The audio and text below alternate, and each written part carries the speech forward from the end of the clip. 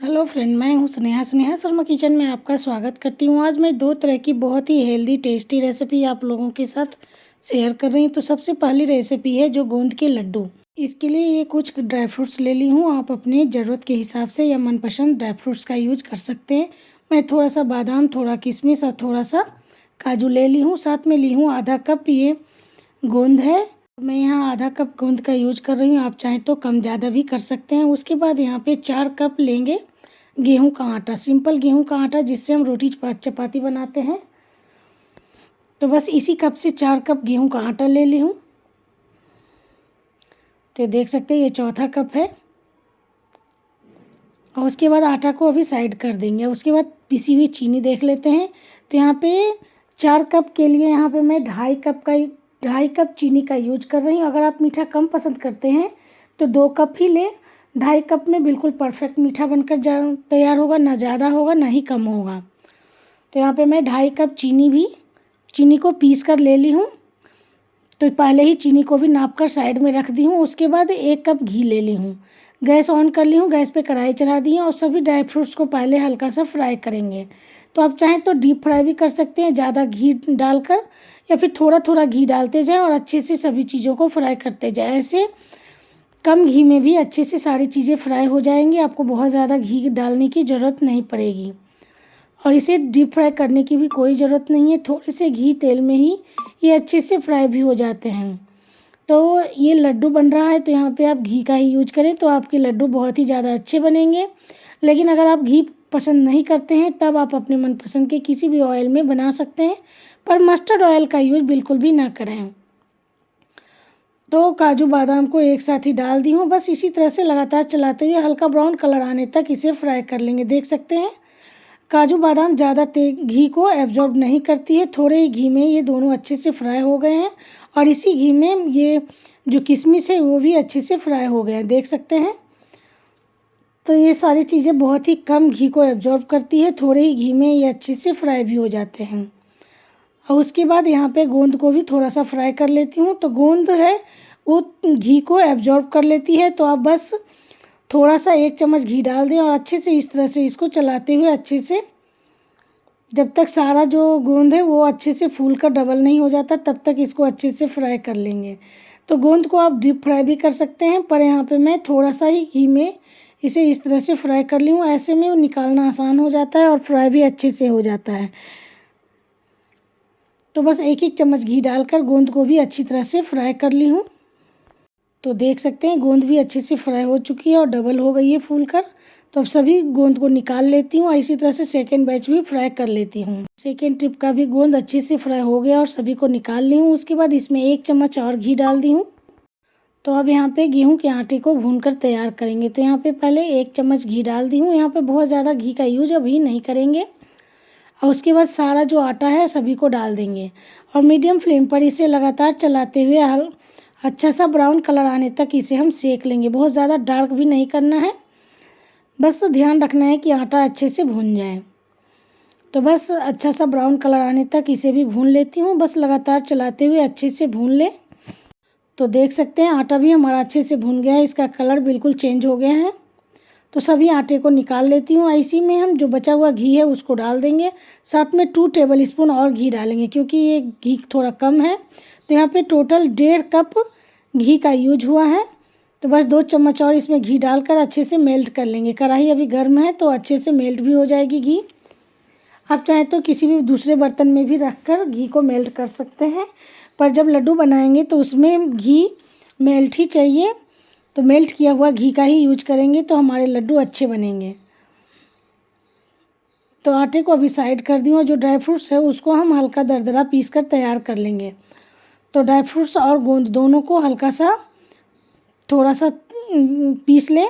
गोंद को तो हम हाथ से भी इसको इस तरह से क्रश कर देंगे, कोई भी गिलास या कटोरी से, तो बहुत ही आसान तरीके से हो जाती है।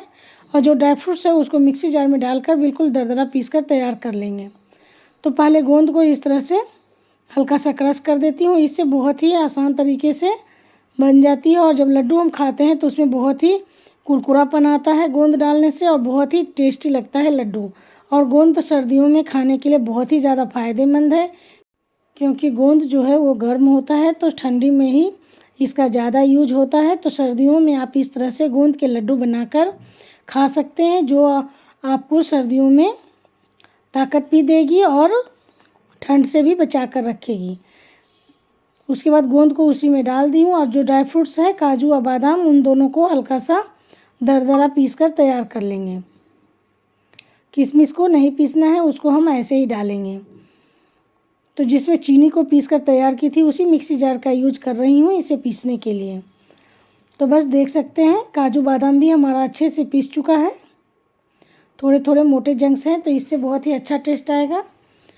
तो आटे और गोंद को मिक्स की थी उसी में हम ड्राई फ्रूट्स को भी डाल देंगे और साथ में यहीं पे किशमिश को भी डाल देती हूँ और उसके बाद चीनी को भी यहीं पे डाल देंगे।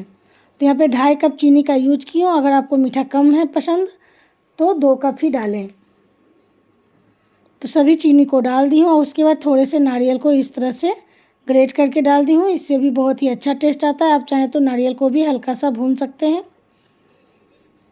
तो मैं बिना भुने ही डाल दी हूँ और उसके बाद अच्छे से हाथों से इसे मिक्स कर लेंगे और उसके बाद हम इसके लड्डू बनाकर तैयार करेंगे।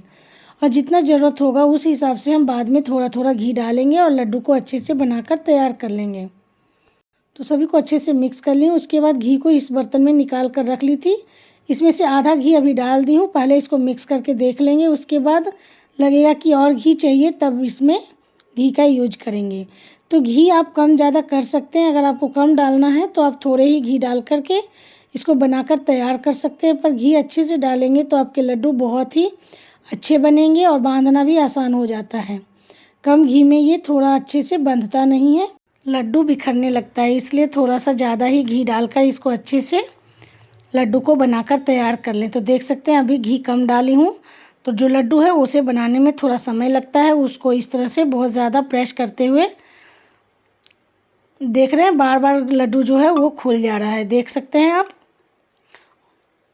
तो बहुत मेहनत लगती है इस तरह से कम घी डालकर बनाने में, थोड़ा मेहनत लगेगा। अगर थोड़ा और घी डाल देंगे तो लड्डू बहुत ही आसान तरीके से बन जाती है। तो आप जैसे चाहें उस तरह से बनाकर देख सकते हैं। तो मैं यहाँ पे पहले 2-3 बना ली थी थोड़ा ही घी डालकर, और इसके बाद सारा घी डाल दी हूँ और अच्छे से इसको मिक्स करके उसके बाद बहुत ही अच्छे लड्डू बनकर तैयार हुए हैं।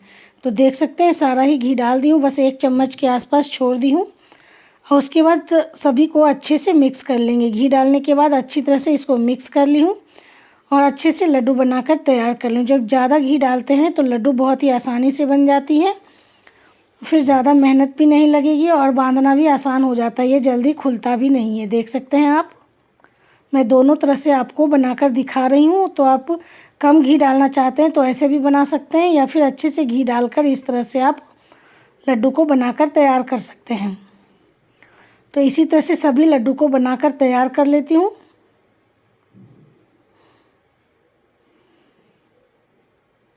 तो बस हल्के हाथों से इसे इस तरह से प्रेस करते हुए लड्डू बनाकर तैयार कर लूँ। तो देख सकते हैं सारे लड्डू हमारे अच्छे से बन चुके हैं। तो इस लड्डू को आप सुबह शाम गर्म दूध के साथ खा सकते हैं, बहुत ही ज़्यादा टेस्टी यम्मी लगती है। बच्चे बड़े सभी को बहुत ज़्यादा पसंद आती है। एक तोड़ कर दिखा रही हूँ, देख सकते हैं बहुत ही अच्छे लड्डू बने हैं। इसी के साथ एक और रेसिपी आप लोगों के साथ शेयर कर रही हूँ, उसे भी बहुत ही आसान तरीके से बनाकर तैयार करूँगी। बहुत ज़्यादा हेल्दी और टेस्टी होगी। इसके लिए यहाँ पे थोड़े से पालक के पत्ते ले ली हूँ। इसके जो मोटे वाले डंठल हैं उन सभी को काट कर हटा देंगे, जो सॉफ्ट वाले डंठल हैं उनके साथ ही ले लेंगे। मोटे वाले डंठल को काट कर हटा दी हूँ और सॉफ्ट वाले डंठल के साथ ही हम इसके छोटे टुकड़े कर लेंगे। तो पालक के पहले छोटे टुकड़े कर ले अच्छे से। तो पहले इसे इस तरह से बीच से कट कर देंगे और उसके बाद इसके छोटे टुकड़े कर लेंगे। ऐसे बहुत ही आसान तरीके से कट जाती है। तो इस तरह से इसके छोटे टुकड़े कर लें। इसके बाद एक मिक्सी जार लेंगे, उसमें सभी पालक के पत्ते को डाल देंगे। साथ में डालेंगे 3 से 4 लहसुन की कलियां, इससे नाश्ते में बहुत ही अच्छा टेस्ट आएगा। तो आप ज़रूर डालें अगर खाते हो तो, अगर नहीं खाते हैं लहसुन तो स्किप भी कर सकते हैं। साथ में 1 हरी मिर्च डाल दी हूँ तोड़कर। साथ ही डालेंगे इसमें 2 चम्मच दही। तो यहाँ पे ये जो दही है ये ज़्यादा खट्टी नहीं है और बहुत ज़्यादा मीठी भी नहीं है, हल्की सी इसमें खटास है। बस 1 दिन पुरानी दही है, तो दही डालकर बिना पानी डाले ही इसको पीस कर तैयार कर ली हूँ। तो देख सकते हैं पालक का बहुत ही अच्छा सा पेस्ट बनकर तैयार हो गया है। उसके बाद सभी पेस्ट को एक बड़े बाउल में निकाल ली हूँ। उसके बाद डालेंगे इसमें कुछ मसाले। तो 1/4 चम्मच कलौंजी, आधा चम्मच अजवाइन डाल दी हूँ, आधा चम्मच चिली फ्लेक्स डाल दी हूँ। इससे नाश्ते में टेस्ट भी अच्छा आता है और देखने में लुक भी बहुत ही अच्छा लगता है। उसके बाद यहाँ पे ली हूँ गेहूँ का आटा। तो यहाँ पे अभी 1 कप गेहूँ का आटा डाल रही हूँ। उसके बाद इसे मिक्स करेंगे। ज़रूरत के हिसाब से गेहूँ का आटा यूज करेंगे। आपको अगर कम बनाना है तो सबसे पहले गेहूँ का आटा ले लें, उसमें सारे मसाले डाल दें। उसके बाद पालक की प्यूरी के साथ उसको गूँथ कर तैयार कर लें। तो नमक टेस्ट के अकॉर्डिंग डाल दी हूँ। उसके 1 चम्मच तेल डाल दी हूँ ताकि जो पराठा हो बहुत ही सॉफ्ट बनकर तैयार हो। उसके बाद सभी को अच्छे से मिक्स कर लेंगे। तो अभी बहुत डो गीला है, इसका अच्छा सा टाइट सा डो बनाकर तैयार करेंगे। तो इसके लिए यहाँ पे 1 कप और आटा डाल रही हूँ। तो यहाँ पे 2.5 कप आटे का यूज की हूँ। अगर आपको कम बनाना है तो आप पहले आटा ले लें, बाद में पालक की प्यूरी के साथ उसको गूँथ लें। तो मैं यहाँ पे 2.5 कप आटा डालकर अच्छे से आटे को गूँथ कर तैयार कर ली हूँ। तो देख सकते हैं डो हमारा अच्छे से बन चुका है। तो डो को अभी ढककर रख देंगे 5 मिनट रेस्ट करने के लिए। तब तो डो को 5 मिनट हो चुका है रेस्ट करते हुए, देख सकते हैं। तो अब इसका ढक्कन हटाकर एक बार चेक कर लेती हूँ और डो को एक बार और अच्छी तरह से इस तरह से मिक्स कर लेंगे। तो अगर वीडियो अच्छी लगती है तो वीडियो को लाइक शेयर सब्सक्राइब करें। सब्सक्राइब का बेल आइकन बटन ज़रूर प्रेस करें ताकि मेरे आने वाले नए वीडियो का नोटिफिकेशन सबसे पहले आपको मिले। जो भी लोग चैनल पर नए हैं तो चैनल को सब्सक्राइब जरूर करें। साथ में कमेंट में ये भी बताएं कि मेरी ये रेसिपी आपको कैसी लगी। तो इस तरह से छोटी छोटी इसकी लोइयाँ तोड़ लेती हूँ। जितनी बड़ी हम रोटी बनाते हैं बस उतनी बड़ी ही इसकी लोइयाँ तोड़ लेंगे। तो यहाँ पे मैं 3 लोई बनाकर रख ली हूँ। उसके बाद चलते हैं, अब इससे हम पराठा बनाना शुरू करते हैं। तो पराठा बनाने के लिए सबसे पहले 1 लोई ले ली हूँ, हाथों पे अच्छे से चिकना कर लेंगे। उसके बाद थोड़ा सा सूखा आटा लगाकर इसको अच्छे से बेल कर तैयार कर लेंगे। तो एक रोटी जैसा पहले इसको बेल कर तैयार कर लेती हूँ। चारों तरफ से घुमाते हुए अच्छे से इसको बेल लें। थोड़ा सा सूखा आटा लगाकर इसको अच्छे से बेल कर तैयार कर लेंगे। तो देख सकते हैं एक रोटी बनाकर तैयार कर ली हूँ। उसके बाद इसके ऊपर से डालेंगे थोड़ा सा ऑयल या घी भी डाल सकते हैं आप। तो बस छोटे चम्मच से 1 चम्मच या आधा चम्मच इस तरह से डाल दें और पूरे रोटी पे अच्छे से फैला देंगे। उसके बाद थोड़ा सा सूखा आटा ऊपर से फैला देंगे ताकि जब इसको हम फोल्ड करें तो इसकी लेयर जो है वो बहुत ही अच्छी बन के रहे। तो पालक के आज मैं लच्छा पराठा बना रही हूँ जो बहुत ही टेस्टी यम्मी बनकर तैयार होती है। तो सूखा आटा लगाने के बाद इस तरह से इसको फोल्ड कर देंगे। तो बहुत ही आसान रेसिपी है, झटपट में बनकर तैयार हो जाती है, बहुत ज़्यादा टेस्टी और हेल्दी बनकर तैयार होती है। उसके बाद इस तरह से हल्के हाथों से प्रेस करते हुए इसको थोड़ा सा लंबा कर लेंगे और उसके बाद बीच से इसके 2 टुकड़े कर लेंगे। इस तरह से जब हम बनाएंगे तो इसके लेयर बहुत ही अच्छे आते हैं और बहुत ही अच्छा लच्छा पराठा बनकर तैयार हो जाता है।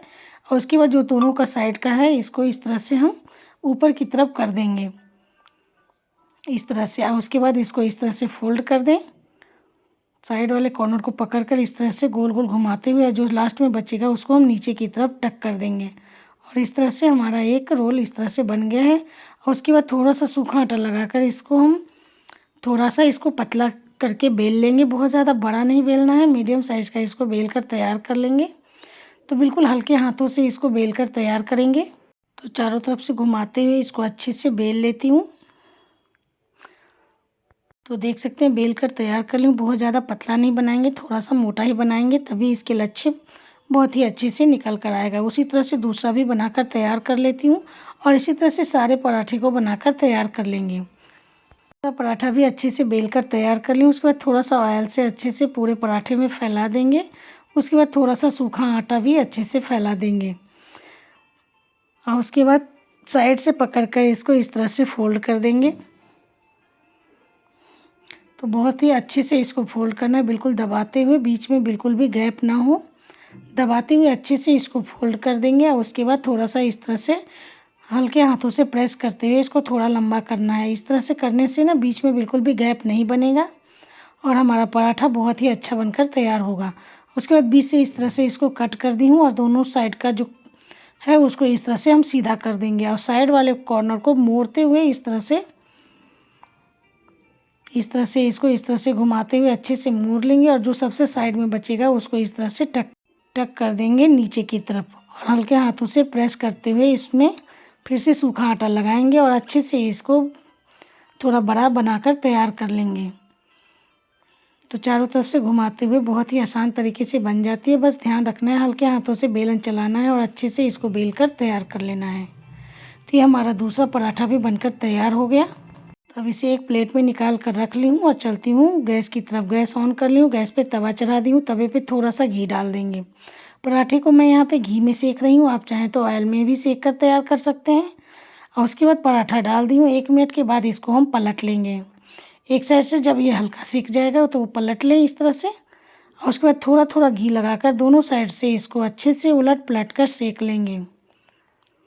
बहुत ही इस तरह से बहुत ही टेस्टी, यम्मी और हेल्दी पालक के लच्छे पराठे बनकर तैयार हो जाते हैं, जो खाने में बहुत ही ज़्यादा टेस्टी होते हैं। तो अच्छे से उलट पलट कर दोनों साइड से इसको अच्छा सा ब्राउन कलर आने तक सेक ली हूँ। तो देख सकते हैं दोनों साइड से पराठा हमारा अच्छे से सीख चुका है। तो अब इसे बाहर निकाल लेती हूँ और इसी तरह से दूसरा भी सेक कर तैयार कर लेंगे और इसी तरह से सभी को सेक कर तैयार कर लेंगे।